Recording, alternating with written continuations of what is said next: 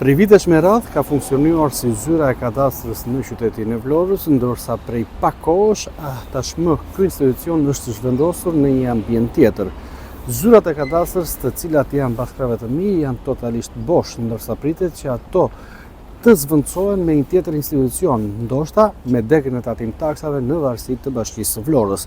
Ky është dhe informacioni më i fundit që përflitet për të zhvendosur pikërisht tatim taksat nga vendi aktual ku edhe ndodhen pranë gjendjes civile dhe për t'i vendosur një institucion të vetëm dhe në funksion të qytetarëve. Pritet gjithsesi që ministrit përkatëse të arrijnë edhe marrëveshjen me njëra tjetrën për të bërë të mundur që më pas drejtoria e tatim taksave të zhvendoset në këtë godinë.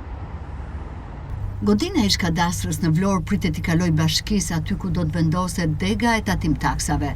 Pas disa vitesh në shërbim të qytetarëve, si seli e kadastrës së Vlorës, godina e njohur pranë qendrës së qytetit pritet të marrë një funksion të ri. Burime pranë institucioneve vendore bëjnë me dije se objekte që deri pak kohë më parë përdoren nga kadastra, tashmë do t'i vjetë në dispozicion Bashkisë së Vlorës dhe do të shërbejë si seli për degën e tatim taksave të Bashkisë. Për disa muajsh ndërtesa ndodhet bosh pasi kadastra e Vlorës është vendosur në ambientet e reja pranë ish shtëpisë oficerëve pas përfundimit të punimeve për rikonstruksionin e objektit. Ndërkohë autoritetet po shqyrtojnë mundësinë që godina e vjetër të mos mbetet e papërdorur por të vjetë në funksion të një institucioni tjetër të rëndësishëm për qytetarët. Siç mësohet, pritet që shumë shpejt të përfundojnë procedurat e nevojshme dhe të arrihet një marrëveshje mes ministrive përkatëse për kalimin e godinës në administrim të Bashkisë së Vlorës.